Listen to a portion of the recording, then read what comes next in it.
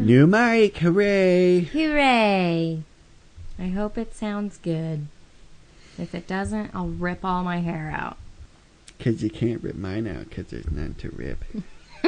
I'll rip your beard hair out. No, thanks. That would hurt a little bit.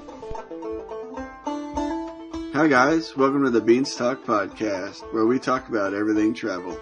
Sharing first-hand travel advice and getting to the bottom of real-life experiences in the hopes to inspire you to get out there yourself. Welcome back! Yes! This is episode number 9. Number 9! That was a good stretch. So, from the last episode where we left off, we had just gotten to Santiago. And this is going to be our 0 day in Santiago / rest day. A 0 day is when you do not walk at all. Well, I mean, you could probably walk in the cities, but not along the trail. You're restrained to a chair, and you wheel around. We handcuff you to a chair. Don't use your feet. Nope. You actually just spin in circles and get dizzy and vomit.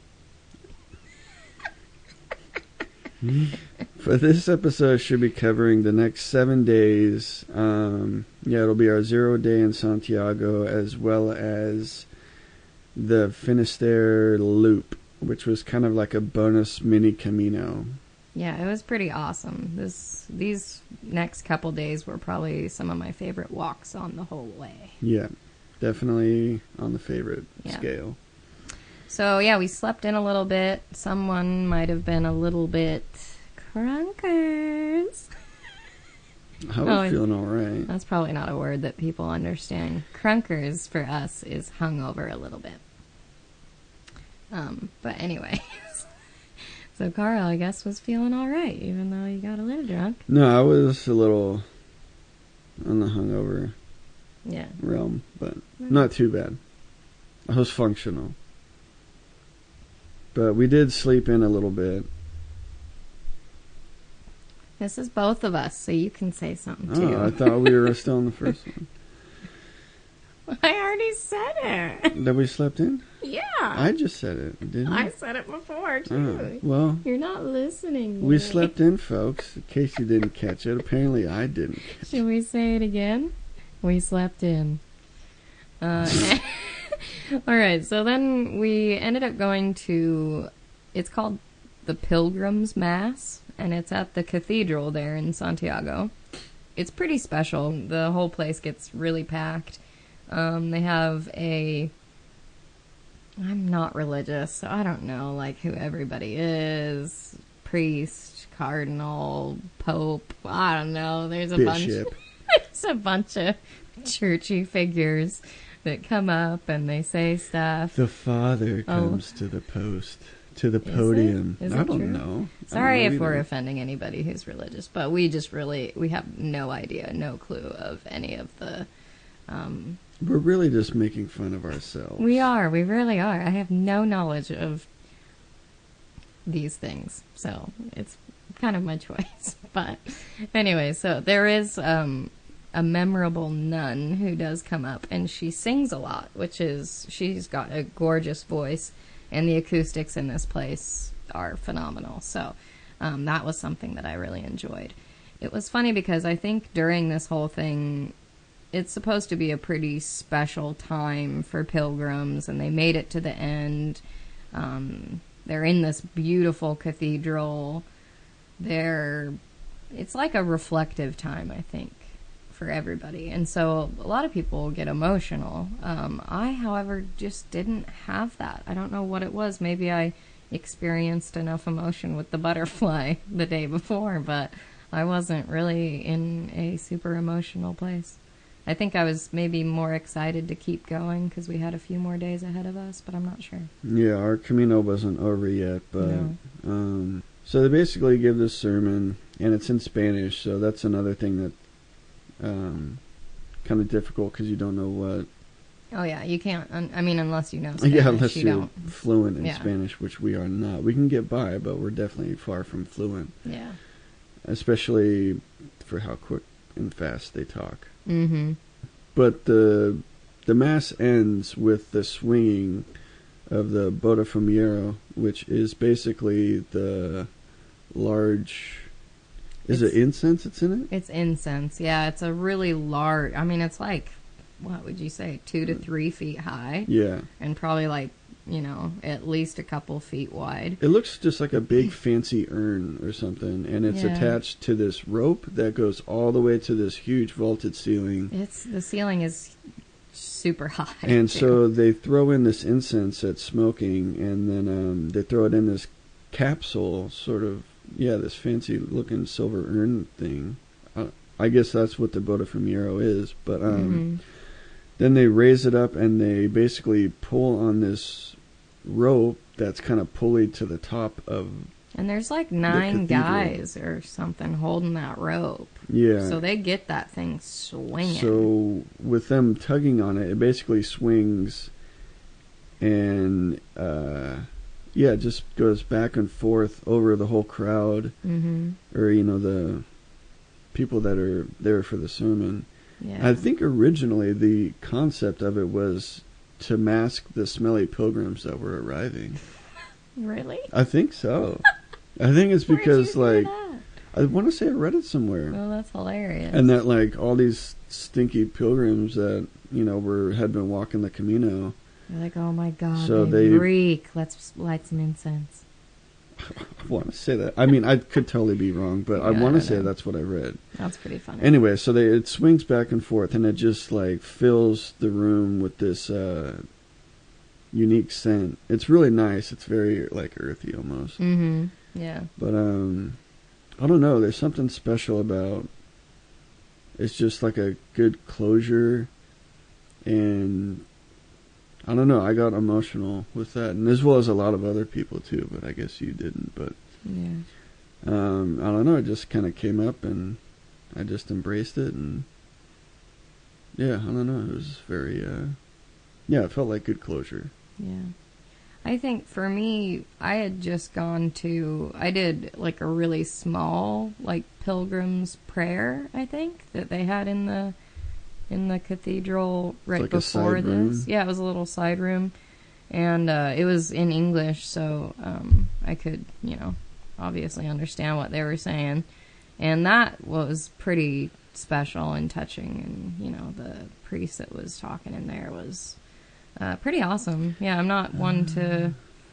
Ew. No, I'm just remembering that I didn't attend. Yeah. And it was because I was hungover. Oh, I was like, so, correction, I did feel like shit. You were cramped. Carry on. So anyways, that was pretty special, and I know that, so it was Jacoby, Monica, and I don't know if there was anybody else. Oh, Zahn was there, and, did John go? I'm trying to recollect. There were a lot of people, like, in this little room. I want to say Gemma went. She might have. I don't know. There was a handful of us in there, so it was pretty cool and pretty special. And people shared some things, and that I felt more emotion towards than the actual big ceremony, because it was. And the hard thing I had to kind of get over was while this Botafumeiro is swinging, there is a sea of screens. So literally, like, I think I took a photo of how many people had their cell phones out taking a video of this. It was just crazy. It was kind of disconnecting. It was a little, it was like you're in the moment, and then they light the incense, throw it in, and start swinging. And all of a sudden, everyone starts pulling up their phones. Which is... And, raising it up to get video or photos or whatever. And it's understandable, but it's... I get it, but it totally... It's like you're not watching the moment for what it is. It like taints the moment. It does slightly, but I mean, I took a photo of it while it was out there, but it is just kind of like I don't know. It's not. It's one of those like I expected one thing and I got a different thing. So, but whatever. Yeah. So. Anyway, after our Pilgrim's Mass, we went out to lunch. Just there in the heart of Santiago, And so it's just me, Whit, and then Monica and Canute. And we went to this small restaurant, and we just got this table outside and ordered, lunch. Yeah, it was like kind of more bar food, maybe like burgers or sandwiches and fries, or it wasn't anything like super fancy. Yeah. And I remember Knut wanted to order a burger, but he wanted it like pretty plain. I don't think he wanted cheese or something, and he just didn't want like he wanted it very specific in a certain way that he really was like, I usually tell him, and it always comes back the way I don't want it, So he was like very specific with the. It's like, I just want the lettuce, the tomato, and with the language barrier, there was a bit of, unclearness. Yeah. And so. But he was trying to be very specific. He was trying to keep it simple, but it wasn't simple, apparently. So when they brought the lunch, I remember him getting his burger, and all it was the bun and a patty inside. And that was it. There was no condiments. There was no like lettuce or tomato. There was no cheese. It was it didn't look appetizing at all. And it was a very small patty compared to the like a slider big bun. Yeah. Yeah. It was like half the size. He just lifted the top of the bun and then like threw it back down on the patty and just had this like frown of like Beaker from the Muppets and was just like, damn it. And oh my God, I just like could not help but laugh. It was for how hard he was trying to get this lunch, and he just got exactly what he didn't want. Yeah. It was hilarious. Just the reaction was priceless. Monica I think this was the first time she met Knut. Well, they never met.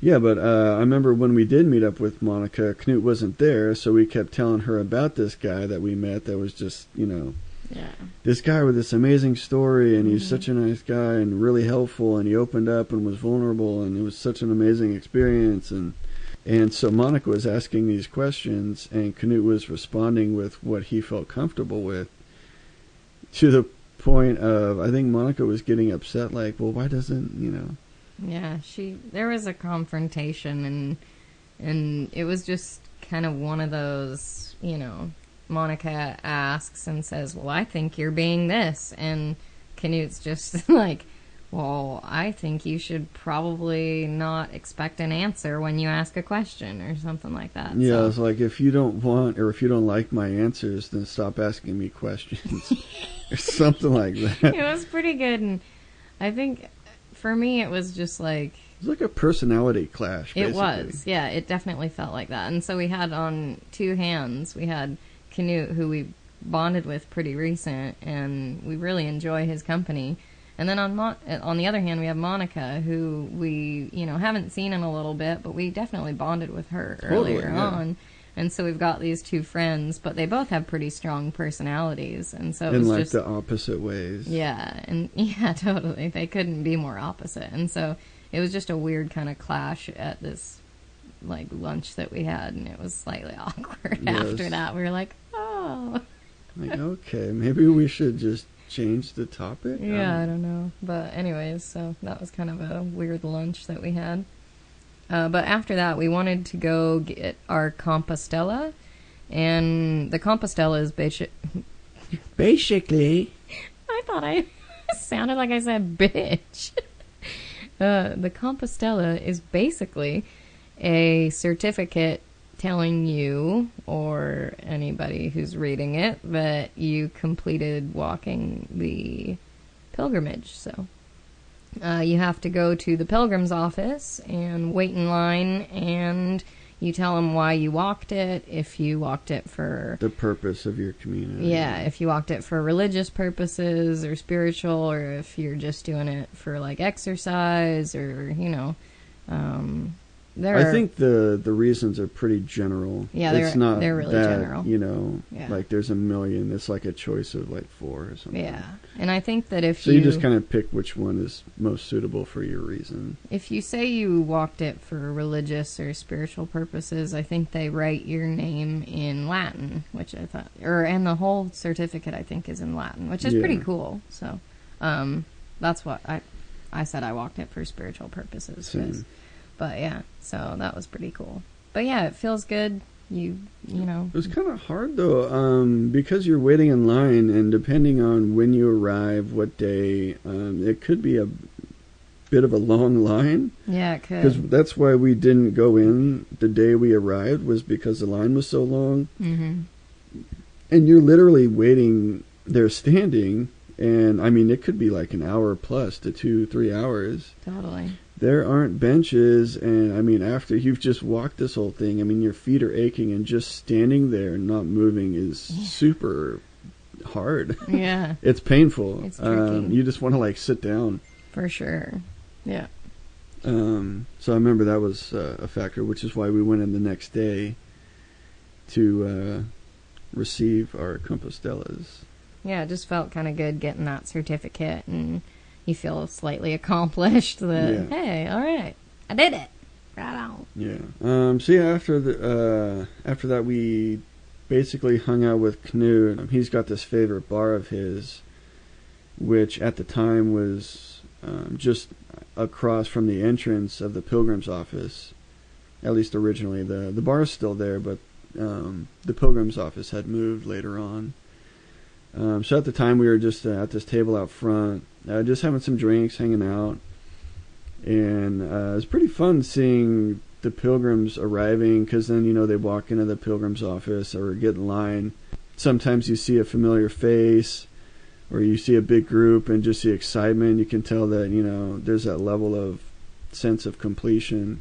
And some people are reunited, so it's like, you know, that, I haven't seen you in 2 weeks or something, you know, and they're like, Yeah. So yeah, it's everyone deals with that to some extent. Yeah. So it's just kind of cool and exciting to just witness these moments that are relatable.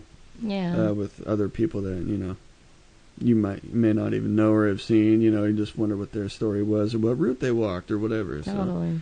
So it was really cool. I think we were kind of... I wonder if that was Wyatt's favorite bar. Probably. Just to, like, witness all these moments. Totally, yeah. Well, the Pilgrim's office moved, so that's unfortunate. But it was a really cool little bar. Yeah. It's just like witnessing happy moments. Totally. It's just like a bunch of positive things. Mm-hmm. Yeah, I think after a minute, Zana joined us as well. And, it was just kind of good hanging and chatting with everyone. Mm-hmm. But yeah, so that night we went out to dinner. Knut, Steve, Spencer, Jacoby, and John were all there. We did have... Actually, it's funny because one of the things that they offer on the Pilgrims menus at all the albergues that you go to the entire way is an ensalada mixta. It's like a huge mixed salad. It is. It's like a huge mixed salad, and they can have tons of... You know, well, actually, along the Camino, they're pretty standard. So you get like corn, tomato, tuna. There's usually white asparagus. Yeah, which like I had never seen white asparagus until I ate an ensalada mixta. There's onion. Yeah, onion. Yeah, I mean, they're really good. They are awesome. And they usually give you like a pretty hefty portion. Because if you're a pilgrim gigantic. And you're walking a lot and you're not getting like a substantial Philly meal of like a burger and fries. Philly meal? You know exactly what I meant though, didn't you? I totally did, but I kept thinking Philly, like the Philadelphia from Eagles. Philly. You get a Philly meal. You get a Philly salad. Is that what I'm people gonna fill you up with a Philly salad. Oh no. Is that what people from Philly sound like? Are we offending Philadelphia now? We too? might, I'm sorry. Yeah. We're just stomping on people. Anyways, so yeah, we got a really good ensalada mixta, and there was... So the night before, which was... Or actually, 2 nights prior to this dinner... Where are we at? What? Is this a night out night? What are you talking about? No, I'm trying to fucking describe it, but you keep interrupting me. So 2 nights prior to this dinner, we were in Pedruzo. Do you remember that?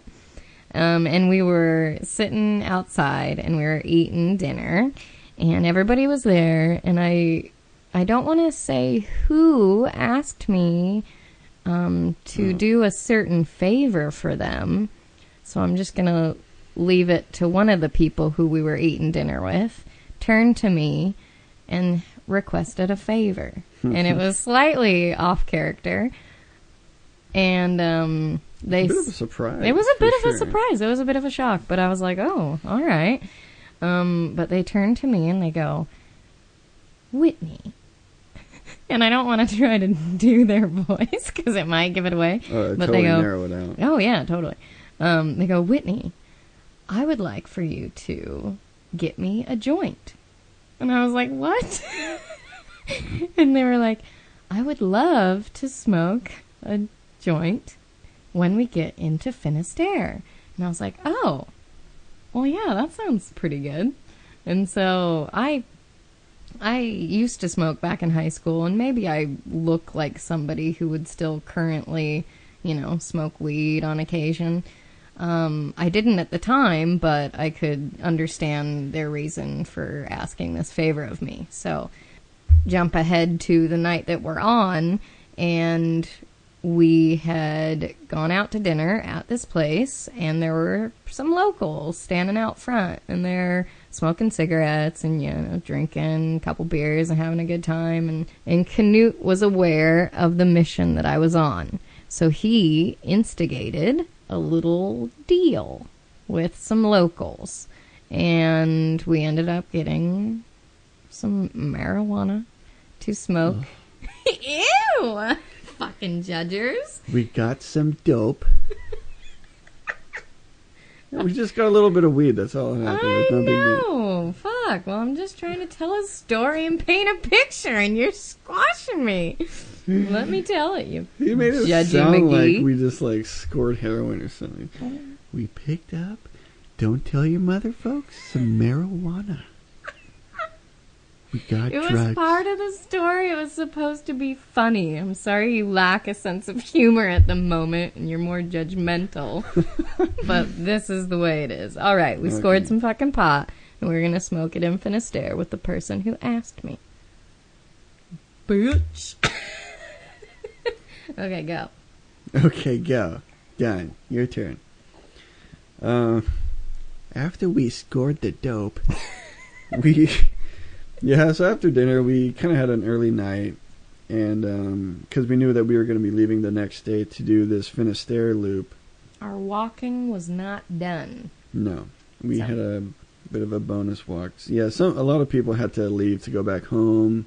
We, however, had a pretty open schedule still. Yeah, and luckily there were a few other people who we were rolling with who also had open schedules. So we were glad that we still had some Camigos that would be joining us. Yeah, so Jacoby and Zahn and Canute. I think that was it, though.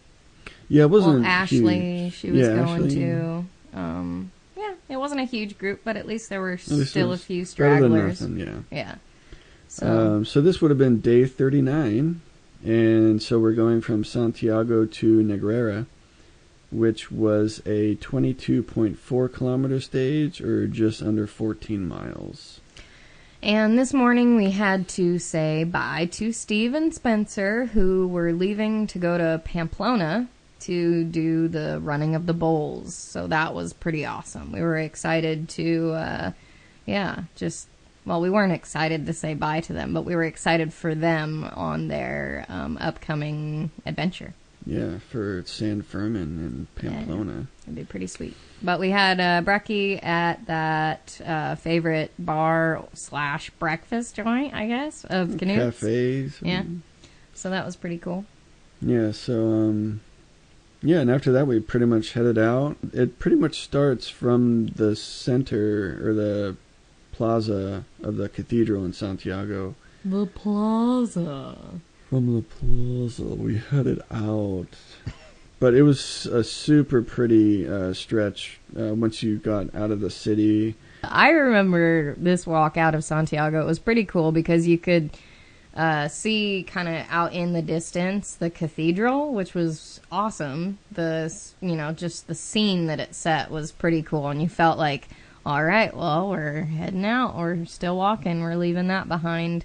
And then there were a lot of rock walls, like stone walls, that were just covered in moss and kind of old rundown stone houses. And just like old buildings and constructive things that nature was just kind of reclaiming and taking over. And it just felt very ancient and old, but also like just lively and healthy. Yeah, it was pretty cool. It was a good walk out of Santiago. But yeah, so there weren't that many pilgrims walking out of Santiago. I think a lot of people, finished there. So we kind of got lost a couple little times, or at least we were questioning the direction that we were heading because the markers weren't as prevalent. So, I think we had to stop a couple pilgrims and say, oh, are we heading in the right way? And, they assured us that we were. But we were walking with Canute out of Santiago, and this was the first time we were walking with him. Yeah, because he came and met us in Santiago. Yeah. So it was pretty cool, but he had this fucking crazy backpack. It was huge. And he had been traveling for a while, and I think he was stationary for a bit, and he hadn't walked the Camino in a while. So right. Well, he had been volunteering at that albergue for like a month or something. Yeah, so I don't know if he just rolled with this backpack, but this thing was Which, huge. I mean, is fine, but if you're going to be, like... walking? Hugging that along... Yeah, you're going to be hurting. On a Camino walk, like, it just seemed crazy. Yeah, but he was, like, just putting along, and he was, I mean, it was packed full. There wasn't room to put an extra sock in there, it looked like. No, yeah, it was big.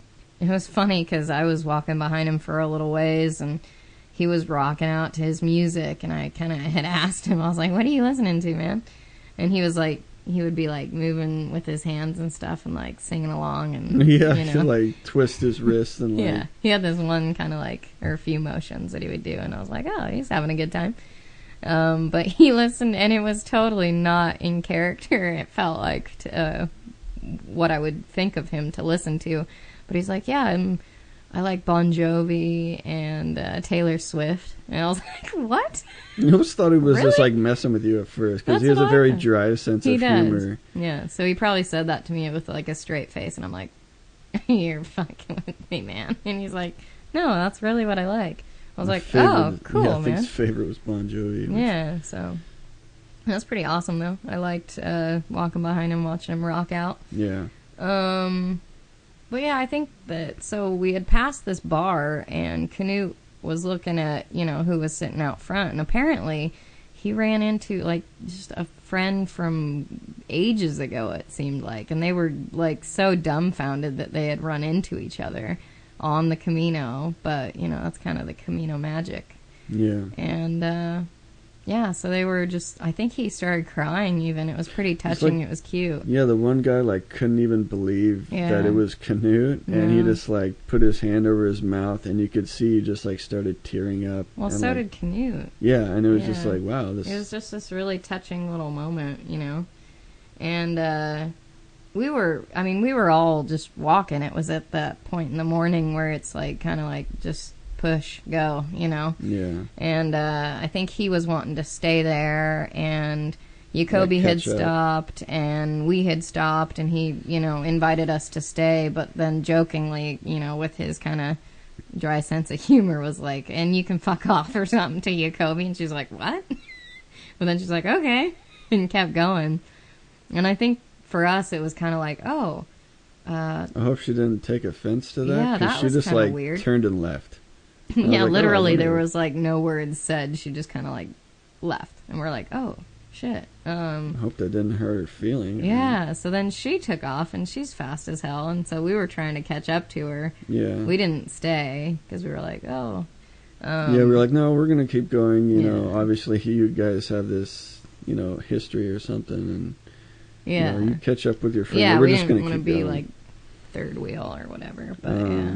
So we tried catching up to her, and just to see if she was all right. Yeah. And so, which she was, but you never know. It could have gone either way. Yeah. But yeah, it turned out she was fine. Yeah, and then while we're trying to catch up to Jacoby, I think Carl had managed to catch up with her, but I was still kind of behind this day. We were walking through this pretty deep forest, and I remember there were a lot of creeks, and I think it might have been that the trees were a little skinny and tall, and so, but there, it just was so, like, desolate, and I felt really, like, kind of on my own at this point. And, yeah, it just seemed like it was kind of creepy. And there was still kind of that past occurrence of the woman going missing. And so I was kind of thinking about that on this walk, that it'd be pretty easy for someone to just jump out and nab you. But, you know, obviously it didn't happen. It was just kind of a creepy forest moment. Your mind tends to wander sometimes. No. I mean that in like the general sense, not like you personally. I'm like, hey. I mean, that happened to me on the night walk. Oh, yeah, just totally. Like, yeah. Why am I thinking about this shit? Yeah. Everything's fine. Mm-hmm. But yeah, so we went into a town with this really long stone bridge, and we had remembered that Zahn had recommended to eat there, because it's a really cool little town or village. And we crossed over this bridge, and we were expecting, like, Jacoby's cacao, and we didn't hear it. And I was like, well, I don't know. Should we go back over the bridge? And as we were walking, Canute, like, grabbed my walking stick, and I was like, what the fuck?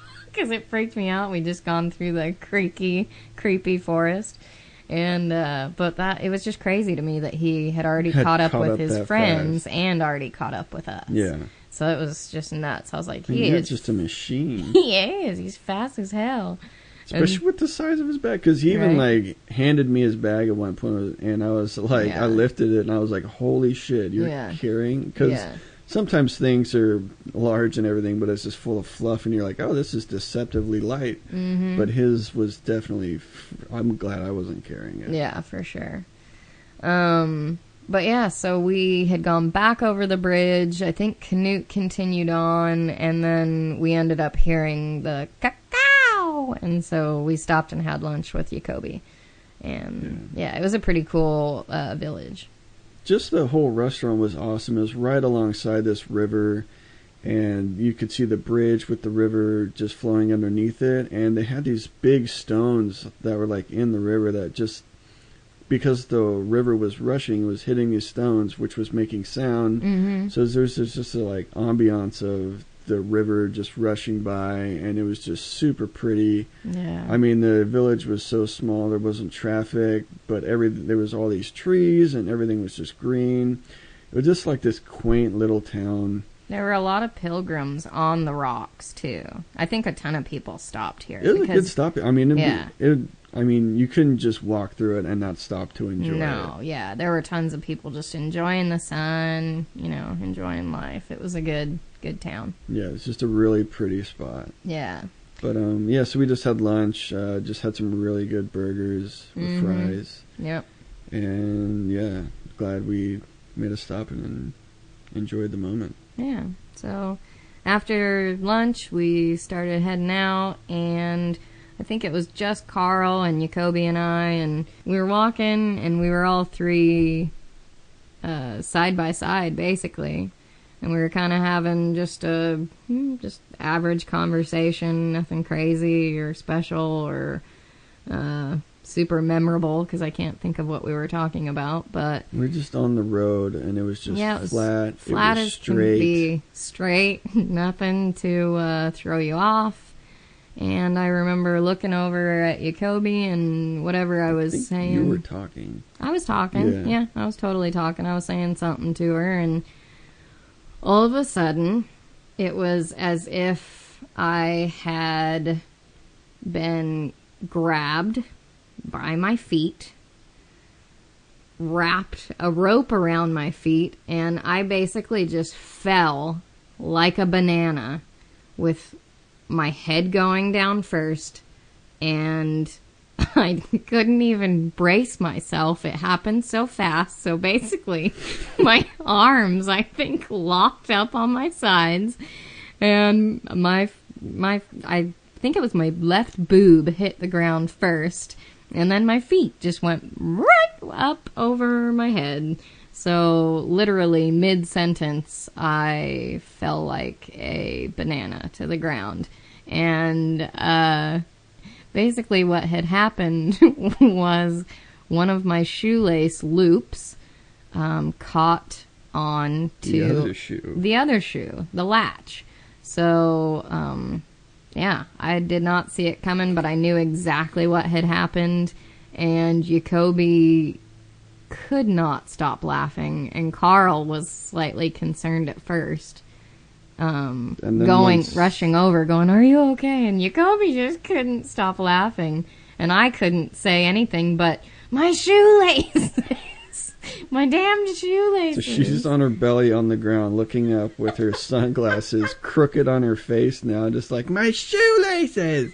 And we were like, "What happened?" Oh my god! It was as if someone had a remote for her legs and just stopped them working off, and she just instantly fell. Mm-hmm. And just rolled like a banana. And then, oh my god, once we realized, well, at least once I realized she was fine, it was hilarious. But yeah, we all three could not stop laughing about this. And the funny thing is that I'm not the most graceful person. I'll be the first one to admit it. But after hundreds and hundreds of miles and walking up and down mountains and conquering this trail, the flattest bit of road, or tarmac, or whatever you want to call it, it was like, no, why on this little bit that I'm going to, fall down? And it was literally, I had my backpack on my back, and there was no stopping me from just flying forward. It was like it propelled me forward. I was just confused, because I was like, what could you have possibly tripped on? We're not like in the forest. There's no sticks. We were on this road that's just flat as can be. It's straight. There was no curves that... Yep. Yeah, but once we realized what had happened, it was just hilarious. And so literally we were laughing the entire day long, thinking back to me falling like a banana on this flat bit of road. Yeah. Yeah, it was pretty good. But, so we booked this albergue, except for Canute, I think, had found a different one that night. And we had ended up meeting a couple guys who were walking together from Rhode Island. We had seen them earlier on in the Camino. They were with a large group. Yeah, they were. We didn't really...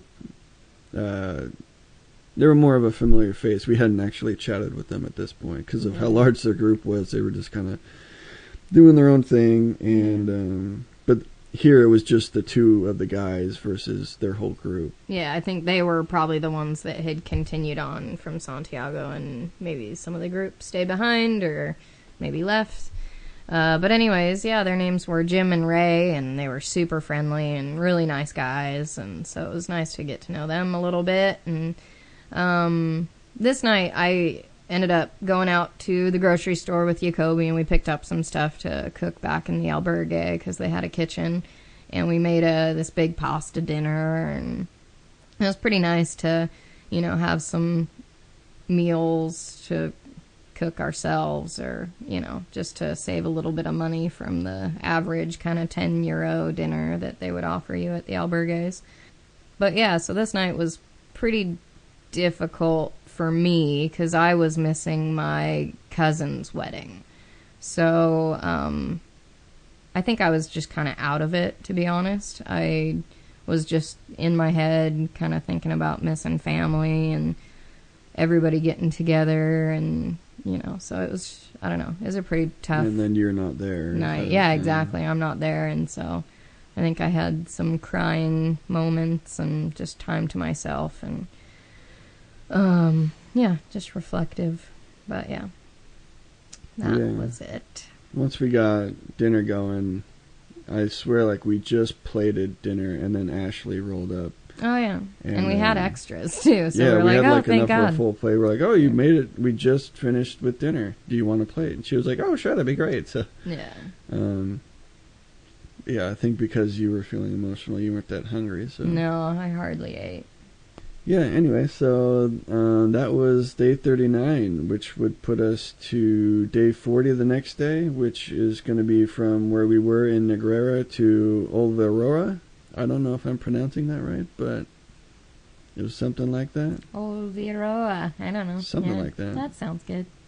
But it was a 33.1 kilometer stage, or 20.6 miles. So it's a pretty long day ahead of us. And it was also the 4th of July. Which is significant to us here in the United States, apparently. Not so much in Spain, but... No, but we did have Jim and Ray, who we had, met the night before, who are also from the U.S., and, yeah, we kind of celebrated a little bit later on.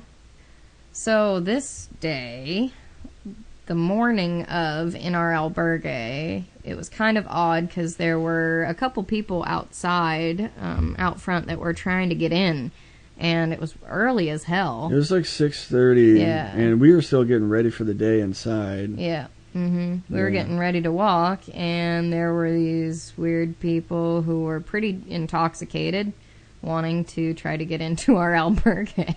They had mentioned they were trying to get soda out of the vending machine that was inside, and they were clearly fucked up still. Yeah.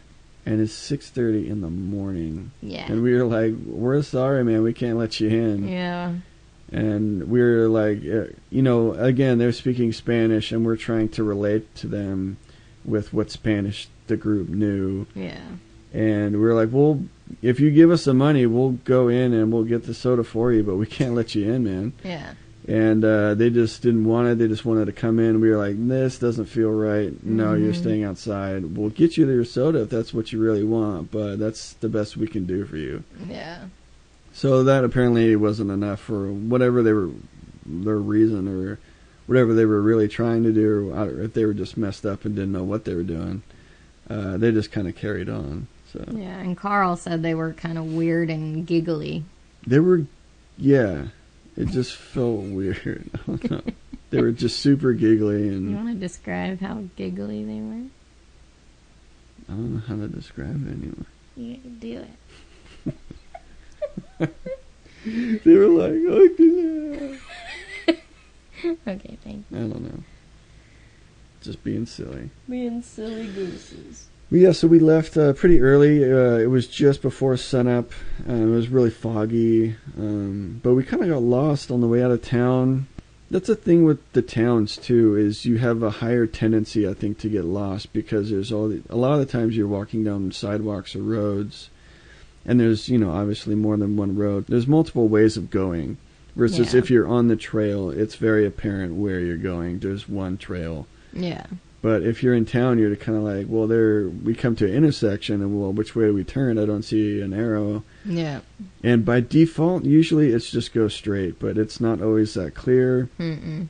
This is very easy to get lost in towns versus if you're just on a trail. Yeah, and it was really foggy that morning, so Yeah. it was like hard to It was see still dark-ish. things, and it was still pretty dark. So yeah, it was hard to find our way this morning. Yeah, so we got a bit lost heading out. We ended up walking alongside this river, and it was us and Jacoby. I think Jim and Ray kind of went it earlier. Yeah, they had gone earlier. But yeah, we eventually found our way, and the fog had burned off, the sun had come up. It was a nice, really pretty day, and it was one of the prettiest stretches on the whole Camino, which was the beginning.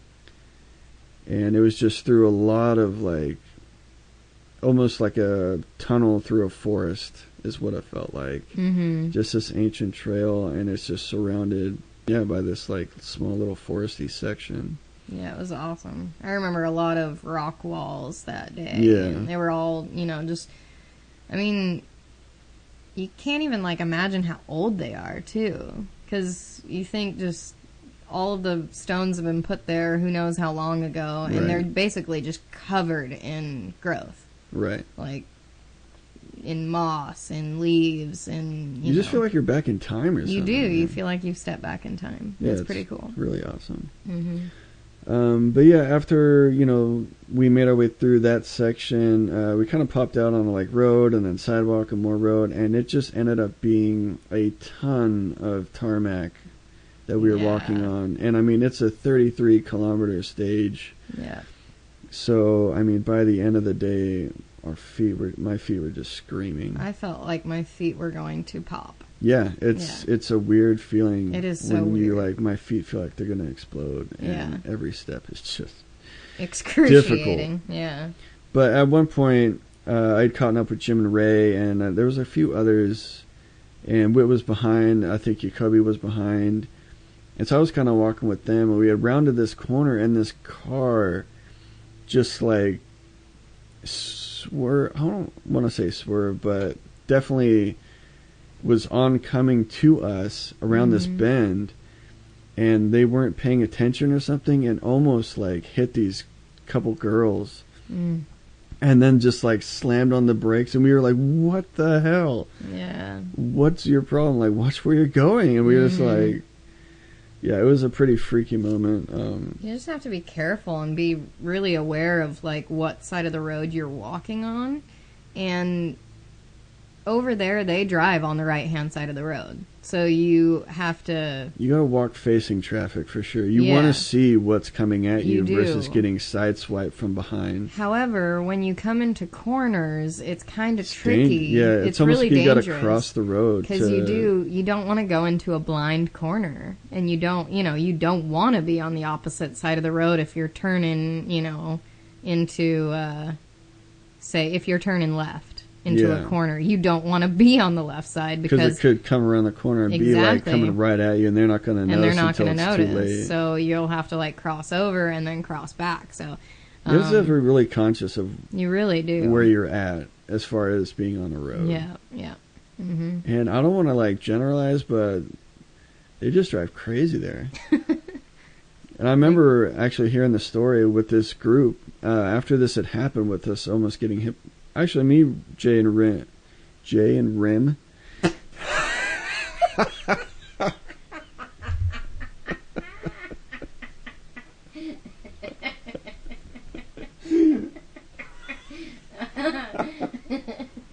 That would suck if your name was Rim.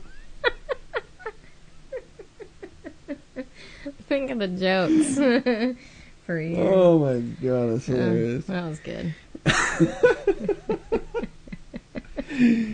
Jim and Ray. Or Rim J.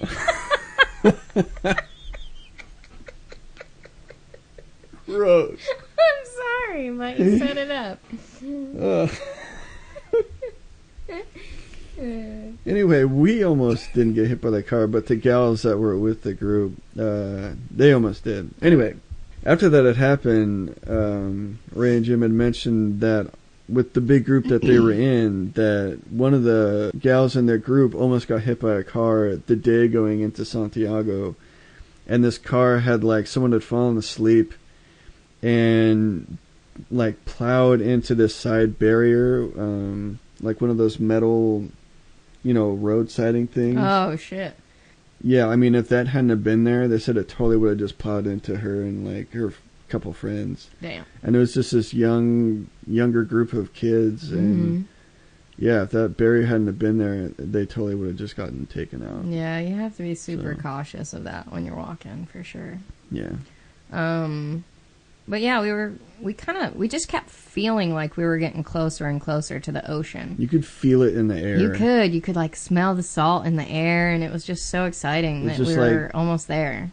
The air has a like salty water dampness to it versus just like rain dampness. Yeah, definitely. So that was pretty exciting that we were nearly to the end of the world. You're just getting just closer and closer to the ocean. Mm-hmm.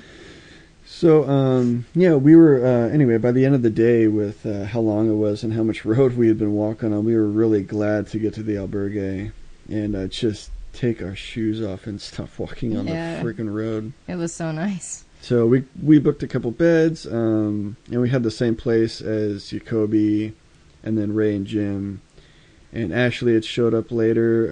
There was was she from Denmark, Emily? Emily is from Sweden. Sweden, okay. Yeah. So Emily she was there. ended up being there. Your sister that... Oh, yeah. People were like, are you sisters? Yeah. We both have short blonde hair and rounder faces. Cute little round faces. I'm like, no, we're not, but could be. So, yeah, we were just hanging out at these tables out front and having a couple drinks. And then this guy walked up, and his name was Dave, and he's from the States as well. Mm-hmm. And so we started, introducing each other, and turns out he had done this, like, we had mentioned we were from Boise, and he was like, oh, I've done, like, this triathlon sort of thing in Boise, and we were like, really? It's just when you're all the way across the world and you meet this person that's from, and it's not like San Francisco or LA where it's like a big city. It's just Boise's like small.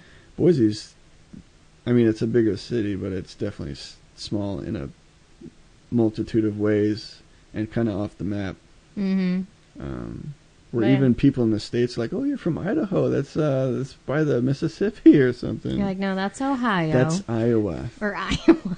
Either of those weird. We get confused with. So how many people from the States don't even know their own geography? They're like, oh, that's near New York, right? I'm like, nope, on the complete opposite side of the country. What about Montana? But anyways. So yeah, it's just kind of a small world moment. Yeah. We had a nice day there, soaking up some rays and drinking some beers and stuff. Yeah. Yeah, it was fun. But, I guess the conversation kind of led to a pretty fun night, and it picked up a teeny bit in the gym.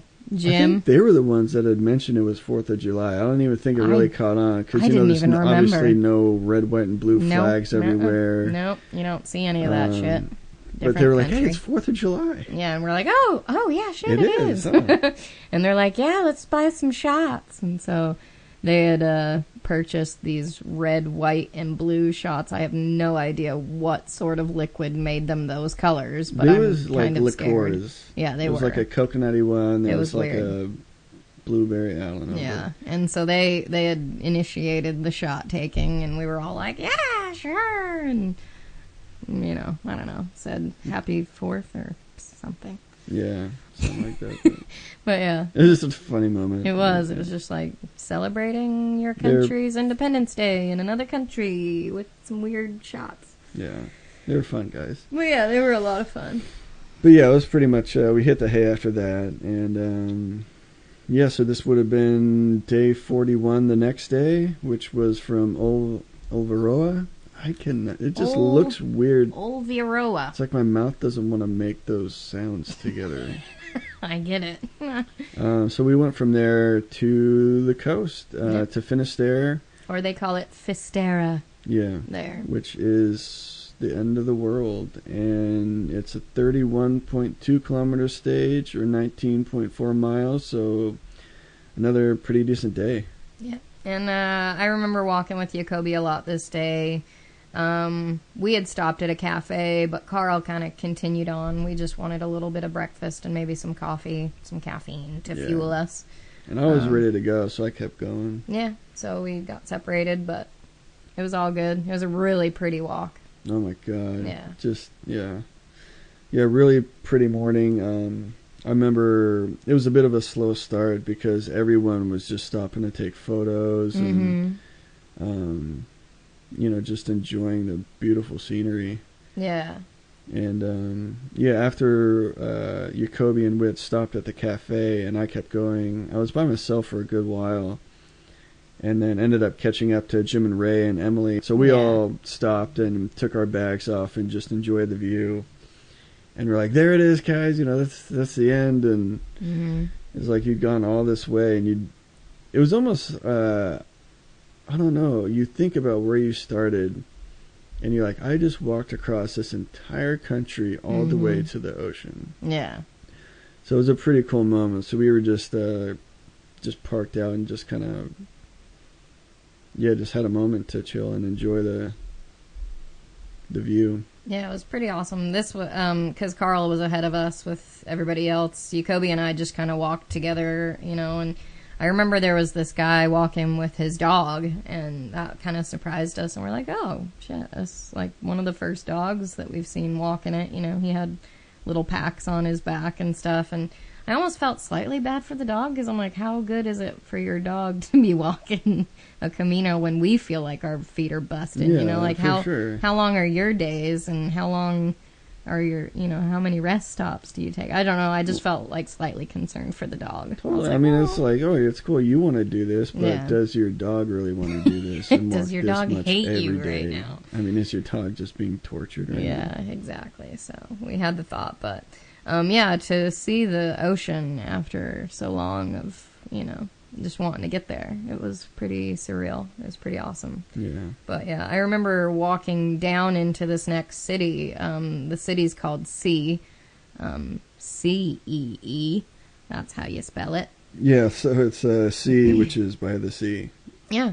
But I remember it was really, really steep walking down into this city. So yeah, from that viewpoint, you basically walk down into sea. And it's a lot of loose rocks, so you kind of have to be careful, but you don't want to go slow because your knees are going to hate you. So you kind of have to... But you don't want to slip. But you don't want to slip, so it was a little tricky getting down into the city. But that's where Jacoby and I took a break, and we kind of wandered through the city a little bit. There were tons of...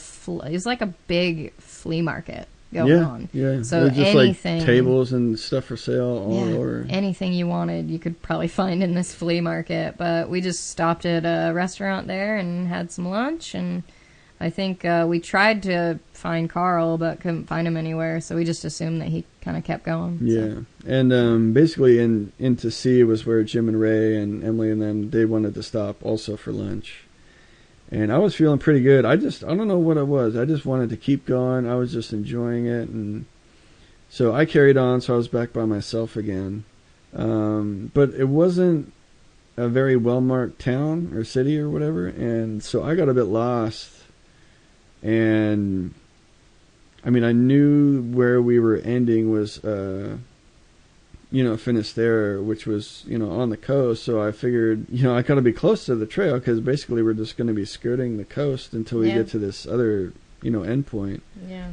We got lost going out of that city too. Yeah, I could not find a marker, and I just kept coming across more forks in the road, and I just didn't want to get more lost and have to backtrack even further. So I asked a local, and they kind of pointed me in the right direction. So then I knew where I was, and at this point I was like, all right, well, I'll stop for lunch. And so I had some like snacky stuff in my pack. So I just kind of had a quick snack and then kept going.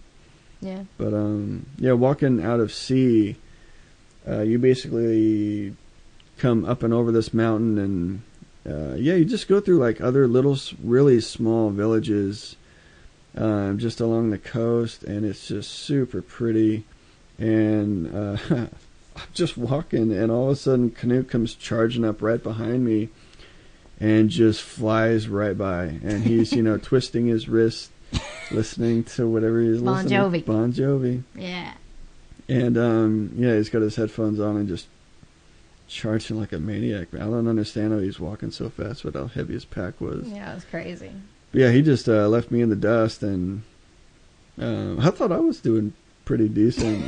I almost had this like competitive like feeling of like, I'm gonna keep up, and then I was just like, you know what, go on, man. I'm gonna hurt myself. Hell no, I'm gonna kill myself. Yeah. Yeah. So we went through a couple little villages, and then you get through this little foresty bit, and it comes around this bend where it curves to the right, and there in the distance you can see Finisterre. And there's like a beach, and basically the whole city is just like an outcrop of the land. And you can just see it straight ahead in the distance. And you're like, that's where I got to go. That's the end. Yeah.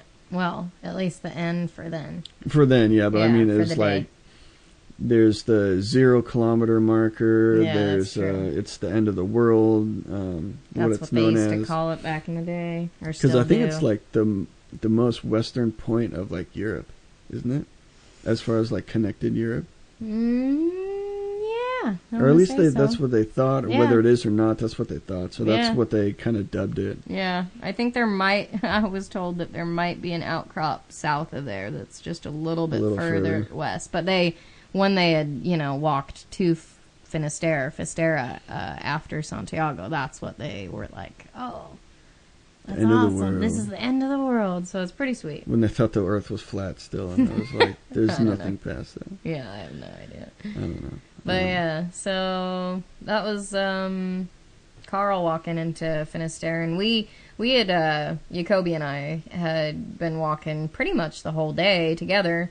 But yeah, we had just walked up this hill, and it pops you out right onto a road, and we had ran into 2 nudies.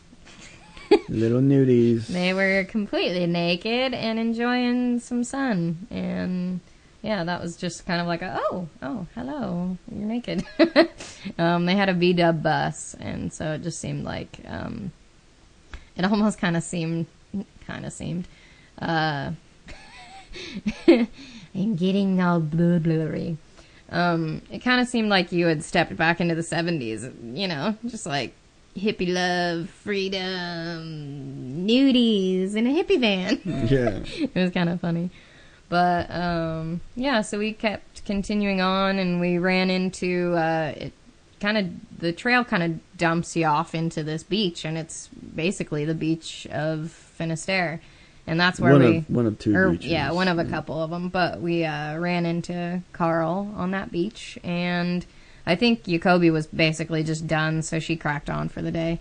She just wanted to get to her albergue. And probably like shower and eat and all that stuff. But yeah, so I went into the ocean because I know that Carl had already been there by the look of him. So I had once I had rolled up into you kind of walk down into the beach area, and so I was by myself at this point, and this was like the end. The town was just a bit further. It was like another kilometer or something, and the water just looked so inviting, and it was a pretty hot day. It was a hot day, and I was like, well, I think I sat and like waited for a minute, and they still hadn't shown up, so I was like, I just want to jump in that water. It looks too good to pass up. Yeah. And I had seen this little hut, like a little shack hut thing, and there were some lifeguards there. And, the thing is, I was by myself, and I was like, well, I don't want to just leave my bag. So I walked up to the 2 lifeguards. There's just some younger guys, and try to relay in Spanish if it's okay if I, leave my bag here while I go, jump in the water. And they basically got the gist of what I was trying to say, so they okayed it. So, I walked in the hut, dropped off my bag, threw on, I don't even think I threw on, like, swimming trunks. I think I just went in my underwear and just hopped in the water. And did you pull a nudie? I pulled a nudie. No, but there was a ton of people and kids, so not appropriate. Yeah. But yeah, I had hopped in the water and swam for a bit. It was cool, but it felt nice. Yeah, and it was a gorgeous spot, Oh my God, and it was just sunny and beautiful.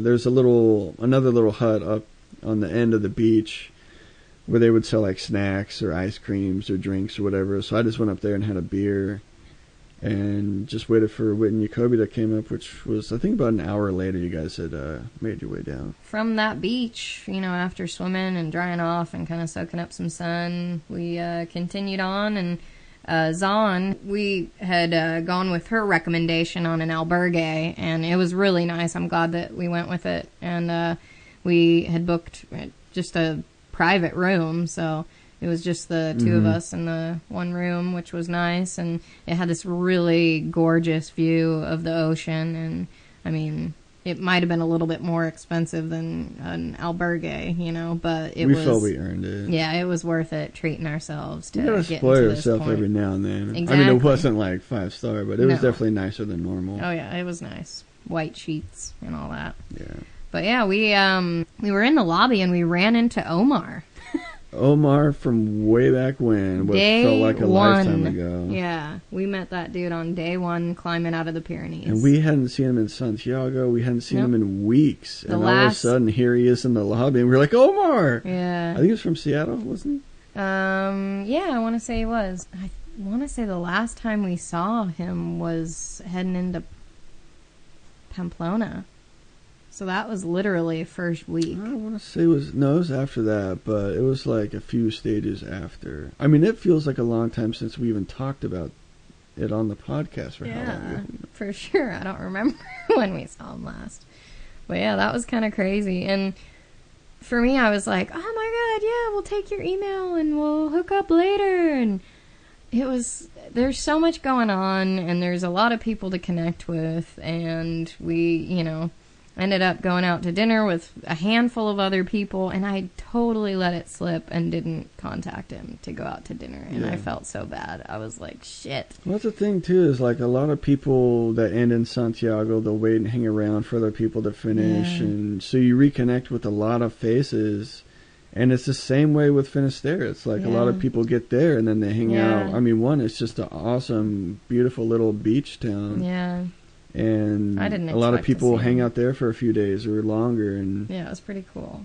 whether it's from decompressing or just enjoying the small town for what it is. And so you do meet up with a lot of people. And yeah, for sure. So that was kind of an unexpected moment to run into him again. Yeah. And I wish I would have contacted him, but Sorry, Omar. Sorry, Omar. Nothing personal. Yeah. Yeah, we ended up going out to dinner with a pretty decent group again. It was Zahn and Jacoby, and then Jim and Ray joined us as well. And then Knut, Ashley, Emily, and our Aussie friend John were all at this kind of seafood. Yeah, it was like right restaurant? on the water. It was right in front of their pier. Yeah, So, it was there was a ton of different restaurants too, and they all seemingly sold the same things. And so it's like, well, I don't know which one to choose. Yeah, you're like, which one? I feel like there's a lot of competition. Yeah, we just picked one of them randomly, but they had really good food there. Yeah, we Luckily.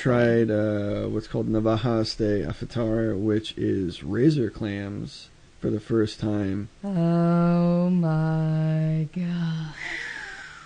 Were they delicious? They are so good. I never even knew they were a thing until didn't. I was like, oh, these look crazy. I had no idea.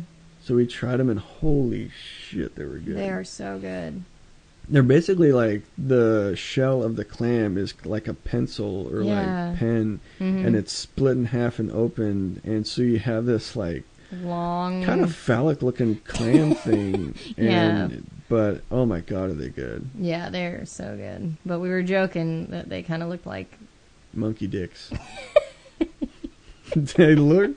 They're weird. You're like, yeah, but then you try them, you're like, oh my God, I don't even care. If I don't it's care shaped like what a they human look dick. like. Yeah. Ew. Just kidding. Gross. I would not eat something if it was human-sized penis. Gross. Yeah, the thinness of it makes it easier to swallow, so to speak.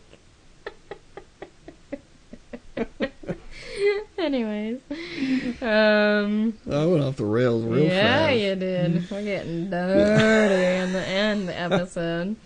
Explicit. Yeah.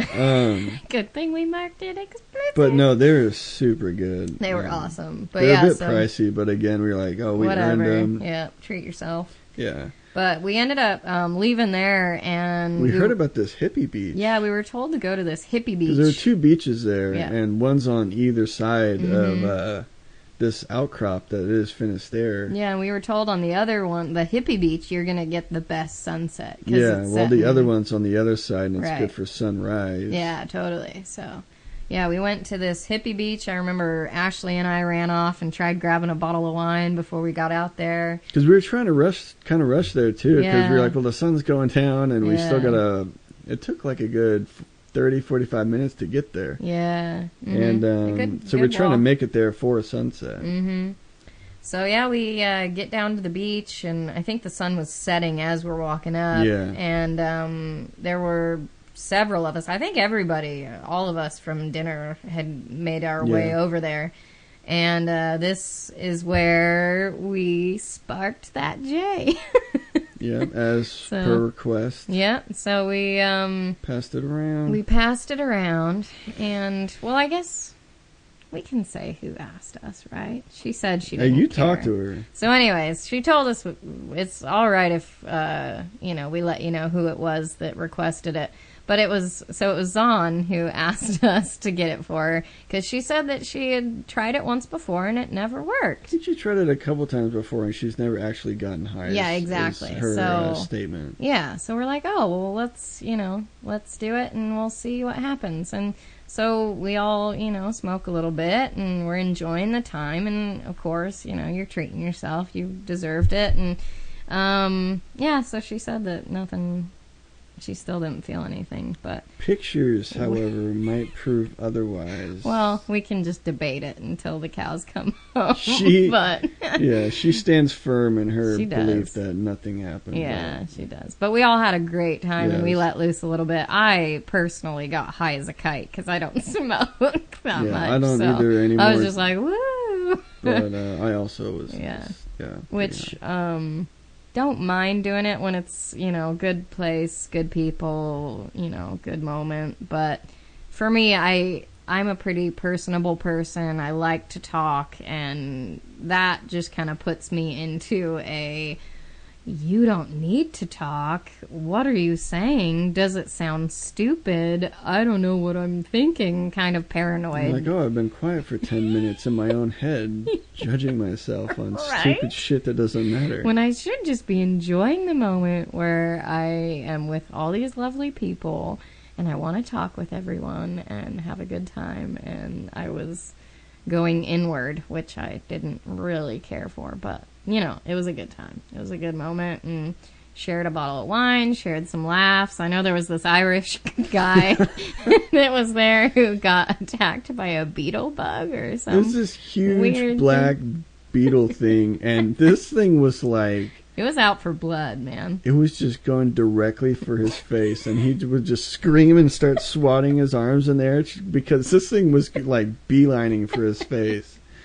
And he was just freaking out and screaming, and then it flew off, and then it came back and was just like a peregrine falcon would like dive bomb a pigeon or something. This thing would just like go straight for like over and over this guy's face, and it was the funniest thing, and I was just cracking up, losing my shit. And I was high as a kite, so I was looking over, and I didn't see the beetle for a little bit, and I thought you guys were just fucking with him and being like, look at this thing attacking you, and he's like, oh my god. I was like, don't be mean to him, but I did not know that an actual beetle was attacking him. It was hilarious, man. And I mean, I would have been freaking out too because the thing was huge. And he was probably high too, so it was just like, oh shit.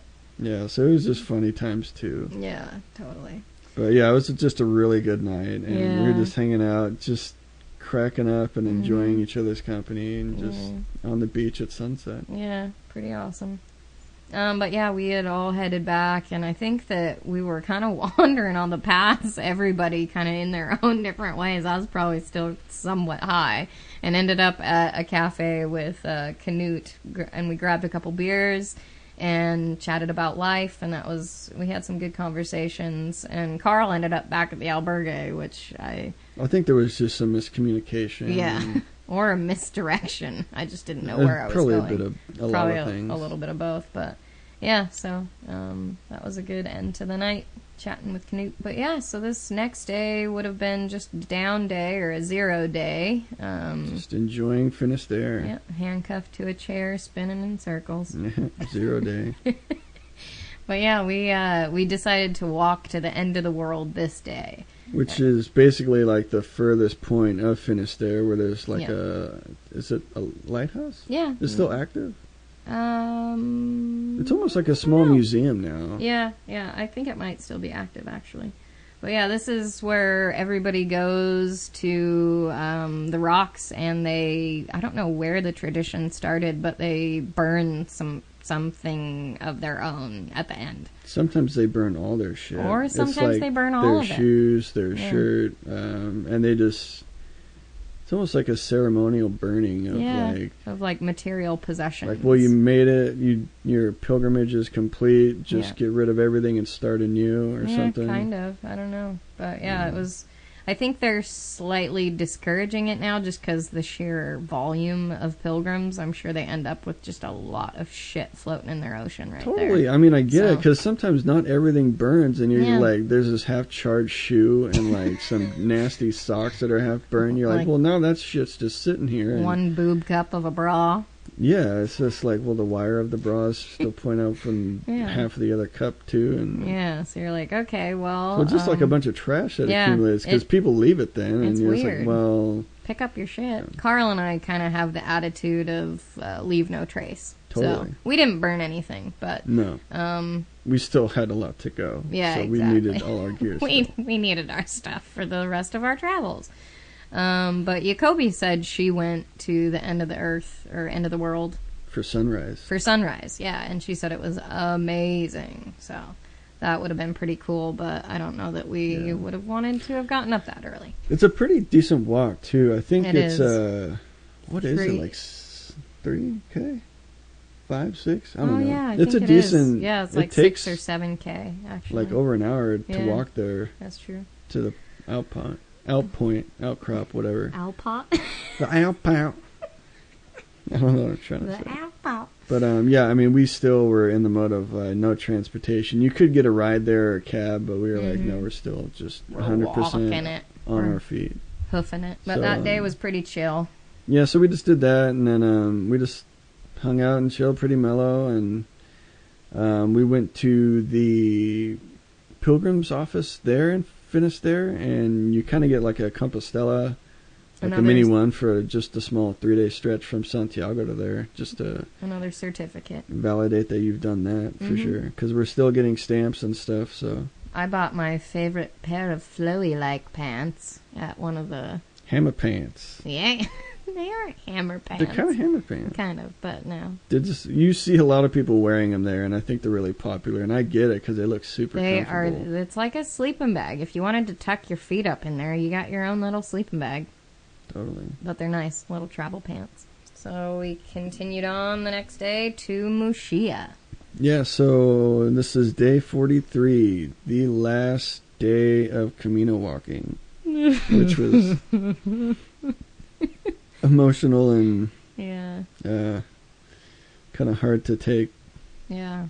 But yeah, so it's from Finisterre to Muxía, which was a decent stretch as well. It's 28.5 kilometers, or just under 20 miles. Yep. Which altogether, this being the last day from St. John, was 904 kilometers, or 562 massive miles. That was pretty decent. It's a good stretch. It was a good walk. But walking into Muxía, it was Jacoby, Carl, and I. It was a pretty wet and rainy day, so we kind of had to bust out the rain gear and the ponchos or whatever we had to kind of cover the bags, rain covers. Yeah. I remember Jacoby had this really light kind of trash bag of a poncho. And it was yellow. It was like bright yellow, and she kind of looked like a Teletubby when she had it on her. I remember taking a photo. It was pretty funny. But we had all ran into Mark, our LSD enlightened friend. Yeah. He had acquired several more feathers in his cap. Oh, it was rimmed with feathers. He was on cloud 9 still. Yeah. Or however much higher you can get on clouds. Yeah. He was up there. But yeah, he was a good guy. I think he was walking the opposite way, wasn't he? We crossed paths. Yeah, he was. I think he went from he did the loop the opposite way. So he was heading to Finisterre while we were going to where he just came from. Mm-hmm. Yeah. And because there was a point in the loop where you can split, where you can go left to Finisterre or right to Muxía. Mm-hmm. So it was good to see him again. Yeah, totally. But yeah. But yeah, we stopped for lunch. Probably around halfway or so. There's this really nice hotel or also restaurant. We saw John there as well. Mm-hmm. And we bumped into that guy all the time. John was along for the ride, man. We met him first with Gemma back in Nahera or something. That was maybe not even a week in. But just how randomly we just bumped into him at the oddest of places. Yeah. Yeah. And they were like, "Oh, John's here. Go figure." Hey, John. And so it was almost like John was just always around. Yeah, it was John awesome. was just there. Love John. Yeah, he's the nicest guy ever. Yeah, but yes, we had lunch there and kind of stayed out of the rain and dried off a little bit and just took a break. I think Jacoby had gone on, Carl had gone on, and we were all kind of walking at our own pace for a while, and excuse me, I had started pacing up with this gal from, I think she said she had been walking from the Netherlands, but she was from South Africa. Her name was Alice, and it was crazy to have been walking for like 43 days, and you feel all accomplished, and you're just like, yeah, I feel proud. I'm awesome. I did this crazy amount, and you're just kind of like building yourself up a little bit, and I love it because the universe just has a way of humbling you. And the way that the universe humbled me this day was I ran into Alice, started hearing about her story, and she had been walking for 4 months at this point, and it was her last day. So for me, all the way from the Netherlands. All the way from the Netherlands, and I was just like, holy shit. Okay, I'm not so special. You know, it was just, I mean, I am, but I'm not. So it's just a way of, you know, balancing your ego and how you do tend to get all like, yeah, I'm awesome. Yeah, I'm great. And then you're like, oh, whoa, you're awesome. You're great, you know. So it was just kind of one of those moments for me. But it was nice hearing, you know, Alice's story and getting to know her for a little bit. And I think she ended up, you know, stopping to take a picture of a cow, and we separated or something like that. But, oh my God, I totally forgot until this moment that Jacoby loves cows. They're like her little spirit animal, and they were the entire way long. There were cows. And it might have been why she started cacao. Maybe, I don't know. But anyways, that just reminded me of it. When I would see good cows, I'm like, oh, Jacoby probably stopped and really liked this one. But I think that on the walk into Mushia, that was like the last 2K, I think all I did was cry. Yeah, because you pass the little markers and it's just like 5K, 3K, and you're knowing that this is like, this is our end. This is actually the end of our Camino. Where we've been, this is 43 days, and this is like the final moments. Yeah, and so then it's done. Yeah, I wasn't ready to stop. I wanted to keep going. I did not want to stop walking.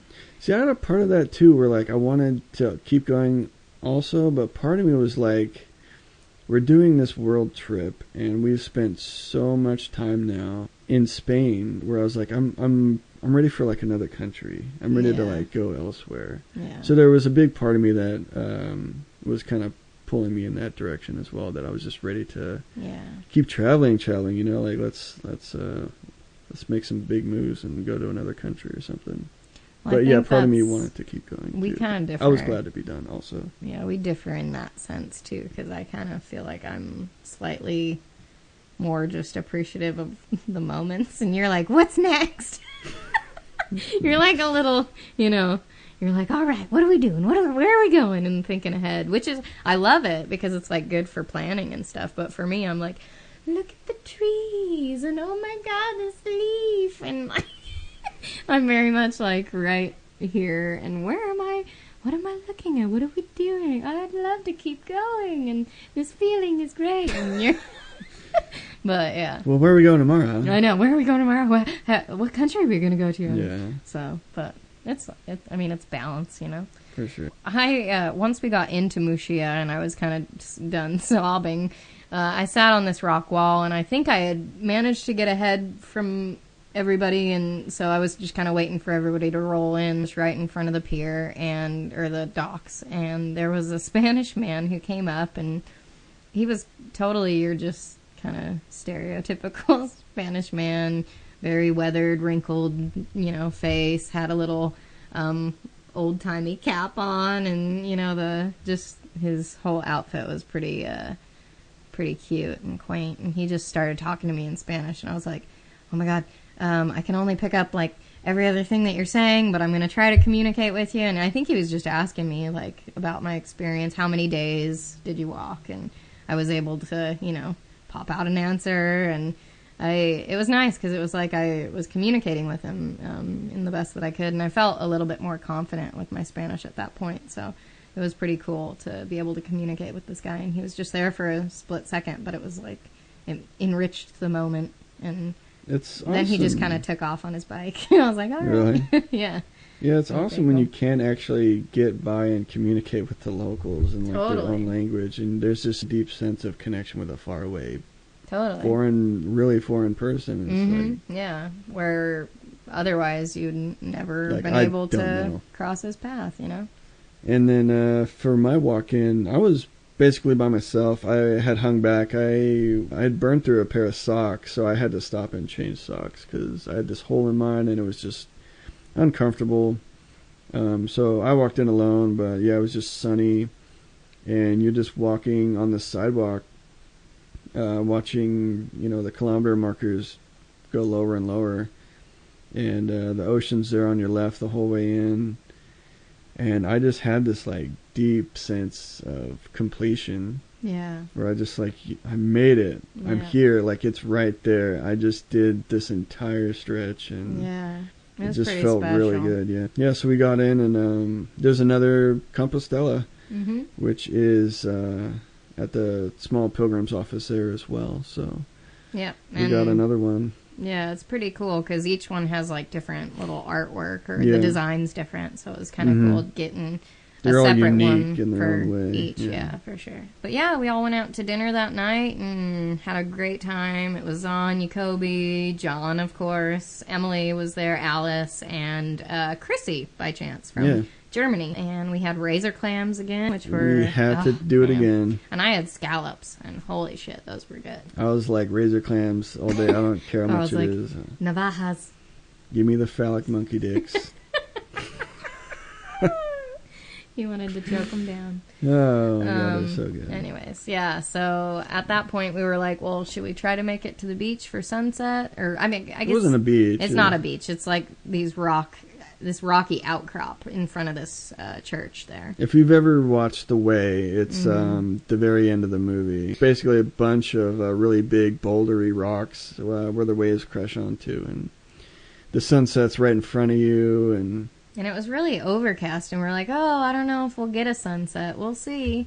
But when we got out there, there was like, it was all overcast, and the whole sky was clouds. But there was this sliver. Tiny sliver right down by the horizon that I was like, wait a minute, we could get some sun peeking in at that little sliver. And everyone's like, oh, I don't know. And it ended up being just like the most beautiful sunset. It was of the whole gorgeous. way. Yeah, even more than night before in Finisterre. Yeah, the sun just broke out of the clouds and just like had this. It just illuminated everything in this really beautiful way. And yeah, it was awesome. All the rocks were kind of this like orangey color. And yeah, so it was just really cool. And then just dipped down into the ocean. But also just kind of letting this whole walk go. It was John, Jacoby, John, and then Whit and I that kind of did the sunset thing, and you're just really happy, but in a sense bittersweet, as can be expected to. A really good last night.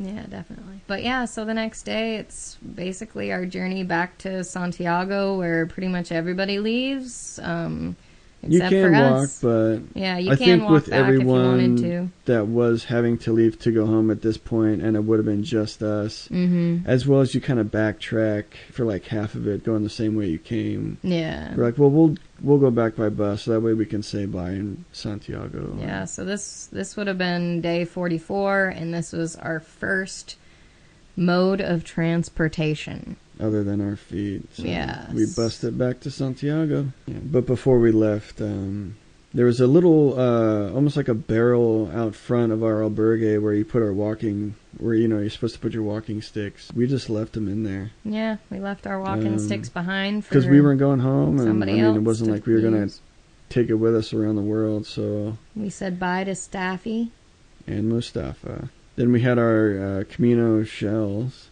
too. Oh, yeah, we took our shells down to the rocks and we threw them off into the ocean. That was pretty cool, too. That was kind of a official letting go as well. Yeah.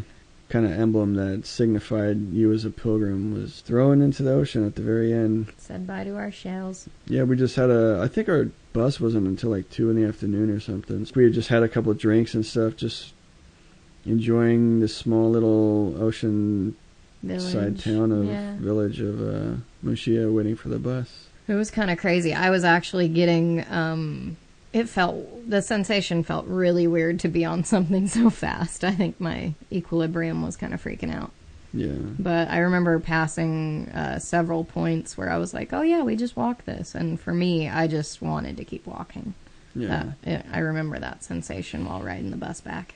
Yeah, I made it just back to Santiago. Mm-hmm. Yeah. We did. And then we bumped into Thomas there. And Thomas, I remember, was with us the first time I had met Jacoby in that one room. He's from Germany, and I had forgot to mention that we had seen Thomas in a small village just like roadside. Jacoby and I had bumped into him, and he said he wasn't doing so hot with, he was having an issue with his intestines or something. Well, his stomach? No, at the time when we bumped into him, he said he was having issues with his leg or his foot. I think it might have been like his ankle that he was taking some pain pills for. And so he had gone to a doctor, and the doctor said, no, you can't keep going because there's, it's too risky. And so he had to stop. And apparently we had found out that later, when we had bumped into him in Santiago, he was telling us that he